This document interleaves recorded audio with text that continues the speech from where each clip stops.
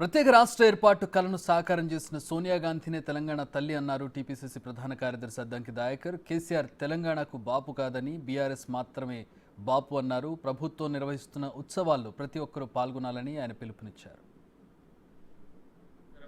కొట్లాటకు పరిష్కారం ఇచ్చిన తల్లిగా సోనియా గాంధీ గారిని యావత్ భారతదేశం ఈరోజు గుర్తించింది.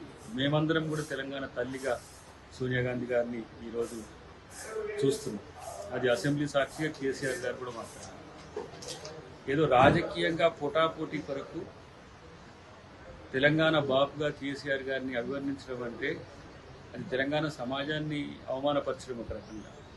ఆయన టీఆర్ఎస్ బాపు, తర్వాత ఆయన తన రాజకీయ స్వార్థం కోసము, రాజకీయ ప్రయోజనాల కోసము తెలంగాణ రాష్ట్ర సమితి అనేదాన్ని భారత రాష్ట్ర సమితిగా మార్చింది.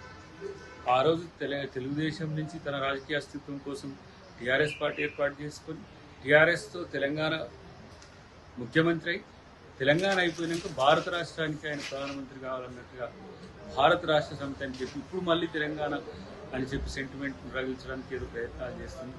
ఇది కాకుండా 10 సంవత్సరాల సంబరాలు తెలంగాణ ప్రభుత్వం చేస్తుంది. ప్రతిపక్షాలను, ప్రజా సంఘాలను, ఉద్యమకారులను, విద్యార్థులను అందరినీ గౌరవించే ఒక కార్యక్రమం తెలంగాణ ప్రభుత్వం చేస్తుంది. కాబట్టి దాంట్లో అందరూ పాల్గొని తెలంగాణ సమాజపు లక్ష్యాలను, ఆకాంక్షలు నెరవేర్చేదానికి సహకరించాలని